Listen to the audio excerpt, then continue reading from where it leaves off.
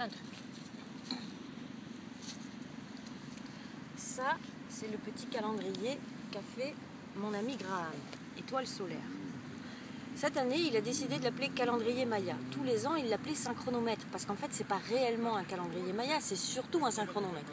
Mais il s'est dit, synchronomètre, qui c'est qui va se poser la question? Peu de gens. Calendrier Maya, quand même, ça parle à plus. Donc il a appelé calendrier Maya. Qu'est-ce que ça nous dit, ce calendrier Maya?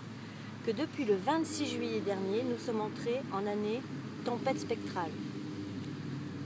Tempête spectrale, ça s'entend un peu. Spectrale, c'est la tonalité de la libération.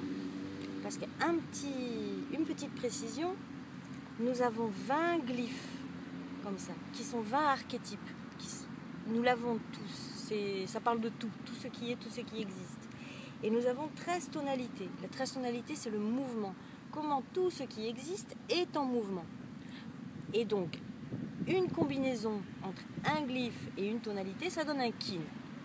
Voilà, pour le langage, parce qu'on m'a dit que c'était un peu du jargon, mais c'est très simple. Des glyphes, des tonalités. Les 13 tonalités, on les retrouve dans les 13 articulations principales du corps humain. Voilà, c'est le mouvement, c'est simple.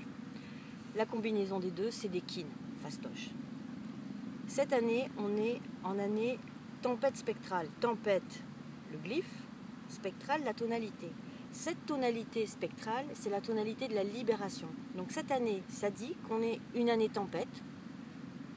C'est auto-générer sa force, catalyser son énergie. Ça peut secouer une année tempête. Et spectrale, c'est la libération. Et il y a une petite histoire. Donc ça, c'est valable jusqu'au 25 juillet prochain. Une année, c'est ça. 25 juillet 2007. Une petite histoire à laquelle j'ai pensé tout à l'heure, que j'ai vécue, qui illustre bien c'est quoi cette année de tempête spectrale. Je suis embauchée il y a quelques années à faire un repas pour un groupe. Et j'ai jamais fait ça, mais c'est l'opportunité de me faire un bon salaire et c'est super et je dis oui. Et de vivre une expérience nouvelle, donc d'apprendre quelque chose de nouveau, donc bien sûr je dis oui, donc je le fais. Et le repas arrive et là j'ai 2 heures et je suis un peu en stress. Est-ce que le repas sera prêt? Est-ce que ça va être bon? Est-ce que patati? Est-ce que patata? Donc je suis en stress et je commence par m'aligner.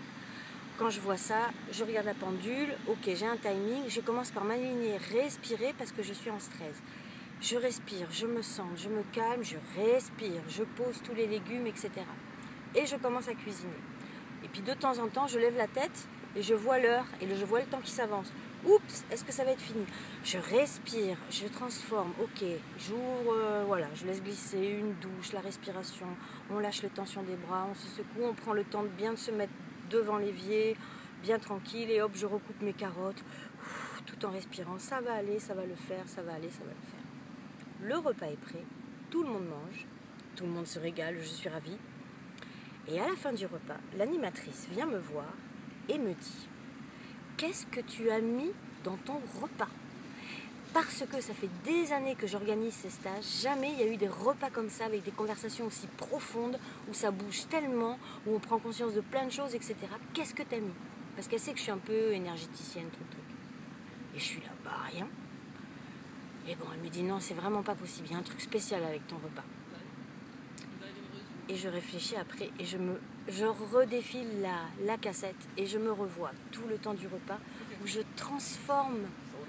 Je suis avec l'ingrédient inquiétude, stress, tatati, tatata, je le prends, je me l'alchimise à l'intérieur, je tranquillise tout ça et hop, dès l'instant que c'est calé, je reprends. Et donc c'est en fait cette énergie-là que les personnes ont mangé ce midi-là. Et ça les a aidés à aller à l'intérieur, à transformer les choses. Et ce jour-là, j'ai reçu un énorme cadeau de pouvoir voir comment ça se passe de manière aussi claire. Et tempête spectrale, une année tempête spectrale, je pense que ça nous parle de ça. Respirer, s'aligner, quoi qu'il se passe, quel que soit notre état, on en prend soin.